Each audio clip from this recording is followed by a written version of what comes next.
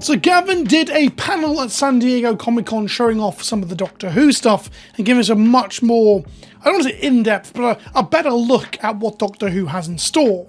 If you're looking to pre-order any of the Doctor Who stuff, you can use the link in the description below or the code Kenobi at checkout when going to coolstuffinc.com to help support the show. I'm talking about the cards that were shown in the mechanical stuff too and how I feel about it. Some context though, I am a British man who loves science fiction, who doesn't like Doctor Who. I grew up with my father loving the old stuff even before the reboot and just never really got into it. I don't mind the old, you know, scenery that's walking back and forth and terrible pre-Christopher Eccleston era, that's fine.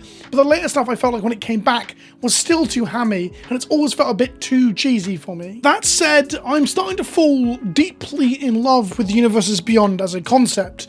Magic the Gathering has some of the best rules in the entirety of the tabletop gaming space. There's a reason that Magic has endured, because the rules are that solid, that good. The foundation is fantastic. I think the designers do a good job for the vast majority of the stuff that they put out. So when it starts to adopt other properties, stuff I love, stuff I don't know about, you know, various things, I think it does well at adopting and taking on those properties and giving a mechanical tool set that can then portray those worlds in a thematic way that is both fulfilling and accurate. The best example of this from recent times is obviously the Warhammer decks that I actually got to reveal one of and absolutely fell in love with and still love to this day. I think they're probably one of the best precons we've ever seen. They were an absolute slam dunk of flavour, theme, mechanical identity and power level. In some ways it's kind of depressing that I was umming and ahhing and kind of find it difficult that those decks were at a premium price due to licensing, and now we have more premium price decks now with Commander Masters that are almost double the price, if not more than double the price of the Warhammer ones. It's a frustration for sure. So then we come to Doctor Who, which many of my friends absolutely love. Like the Prof absolutely loves Doctor Who,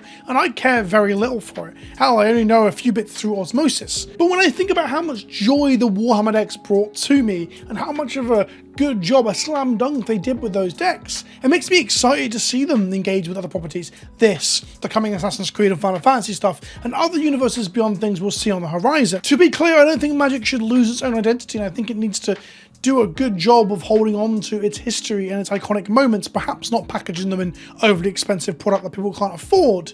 But I think that Universes Beyond has a place. Hell, one day I'd love to see a format that's only Universes Beyond. I love mashups. Super Smash Bros. Is one of my favourite games of all time. With that out of the way, let's talk about the Commander decks, the Doctor Who product. There's going to be decks, and there's going to be boosters as well, collector boosters, so you can get premium versions of the cards that are in the decks. I like this distribution model because you can buy and know what you're getting, but you can also go hunting for premium ones if that tickles your pickle. Plane Chasers come back as a way of showing the Doctor and his companions travelling between the locations and the places that you see in the show. And what I mean by that is that obviously a lot of shows travel, like Xena Warrior Princess, there's a lot of travel in that. But the whole point of Doctor Who is that he travels between space and time using the TARDIS and his abilities, not his powers, but his science and his machinery. So being able to go between different planes to represent different planets at different time periods is a clever way of doing it. I'm not going to show off all of the plane chase stuff because I never really talk about all the planes. I do want to mention Bad Wolf Bay though for two reasons. One, it sounds like a dildo company, and two, it has a flickers effect. At the beginning of combat on your turn, exiles a one target creature returns to the battlefield under its owner's control at the beginning of the next end step. They printed a flicker wisp plane and it happens to be in the Doctor Who that I don't understand. There's a woman looking out over like a holiday destination in Cornwall. What is going on? Then they showed off one of the Doctors, both in its normal frame, which looks like photo real like David Tennant, which is a weird thing in your Magic cards. I'm still not quite sure I'm okay with this. Seeing Chris Pine, David Tennant, Billy Bloody Piper on Magic cards is strange. And there's also this promo, or not promo, I would say, a showcase frame where it has a TARDIS style frame. Pretty cool UI if I'm honest. The 10th Doctor's a 5-mana Time Lord Doctor. That's right, comment section, Doctor is now a creature type in Magic. I'm actually looking forward to the day that we explore Doctors within the Magic canon, when we get some mad Doctor on Innistrad or something. Or better yet, how about a physician or a general practitioner on Ravnica? They do nothing at all other than, you know, check your hemorrhoids or something. And maybe Goblin Medic can get an update to have the Doctor type line. It has a Lonzi, because apparently, like a quirky fedora tipping Redditor they have a French word that they say. I don't really get it. I'm not yucking your yum. I just don't think it's very fun or endearing. And that's a point, right? No matter how much I don't like this, I think that this has been enjoyed at other people is actually fantastic. And I love that about Universes Beyond. And seeing other people get excited about things like I did for Warhammer, that's perfectly okay, even if I think it's dumb. Whenever you attack, exile cards on top of your library until you exile a non-land card, put 3 time counters on it. If it doesn't have suspend, it gains suspend. So they are utilizing some of the mechanics from the time travel sets of Magic here to evoke time travel in Doctor Who. Makes a lot of sense. I like it a lot. Suspend is a powerful mechanic. Chihiro has been a powerful commander in the past, like Boogie Woman of the format at one point or another. And then Timey-Wimey, which is, I think, is how this Doctor refers to time travel. I'm sure it's very cool in context. But for 7 mana, time travel 3 times. Activate only as a sorcery. So I believe time travel is taking counters off of suspend cards or putting them on to vanishing cards, I think is what was explained at the panel. I'm going off a lot of secondhand information, people live tweeting the panel and stuff like that. I think Gavin will explain this more in a video later today. The one thing I don't like about this is that people are going to be saying timey-wimey to me at a table when they activate it, and I'm going to have to look at them with a straight face and not laugh at them. I need to laugh with them. Oh boy. I'm not too cool for school. I'm not. Okay, I'm into some really dumb shit. Anyway, he's a time traveling space wizard, and I think that's very cool. We saw Rose Tyler, which is one of the companions from some part of Doctor Who. I think she was a companion for this one and maybe the Christopher Eccleston one. I'm not 100% sure. She's played by Billie Piper, who originally was a pop star that no one took seriously when she got cast as a companion for this. If Americans aren't aware of this, this is Billie Piper's pop song. This is infinitely funny for a 90s kid like me to see Billie Piper on a Magic the Gathering card. Anyway, regardless of that, there's a couple of things that I think are interesting about Rose here. We don't know what her actual ability text is because they've covered it up with the Dildo Company text instead. But she's a legendary creature human at 2 mana, which means that she could be playable in Legacy, Death and Taxes, or just Legacy in general. Don't forget that Legacy right now is dominated by orcish fucking Bowmasters, a 2 mana, the orc that shoots Aragorn, not Aragorn, sorry, it shoots Boromir. Technically, it's not the one that shoots Boromir because Boromir gets shot by an Urukai, but whatever. A 2 mana powerful creature effect can be very good in Legacy, and this will be Legacy legal. So I'm excited to see what this actually ends up doing. I have no idea what Rose does in the show. I know that Billie Piper is Billie Piper.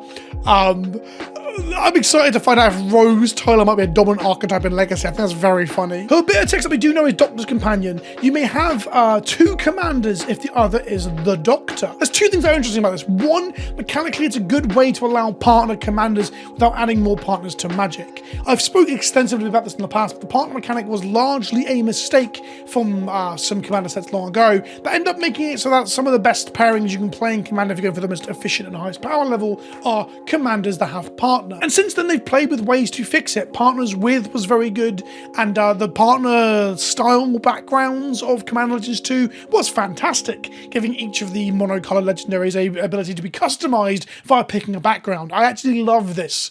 Battle for Baldur's Gate 2 was one of the best sets ever made, and I will not hear otherwise. I really like this idea that this stops them from being like a problem later down the line by comboing with other or synergizing with other partner commanders. Instead, it's just a self-contained selection of cards. It's the Doctors and their companions. The weird thing is, it says if the other commander is the Doctor, where I'm looking at the Doctor Who cards, the 10th Doctor, for example, and I don't know how we know that's the Doctor. It has the and Doctor in its name. Is that what describes this? There's the word Doctor in its type line. I don't know how this is hard codified, and I'm super interested to find out. Does this mean that Rose Tyler can hang out with the aforementioned Mad Doctor character though, that they make legendary from Innistrad? Because that could be kind of fun if they make a really finite space they can explore when they print, I don't know, Dr. Manhattan in the Watchmen crossover. Although Dr. Manhattan's not actually a doctor, he's a scientist. That's a bad example, but you know what I mean. Then we have the TARDIS, both in its original actual using the vehicle frame, which I don't think I've spoken about before, but I actually really don't like the vehicle frame in Magic.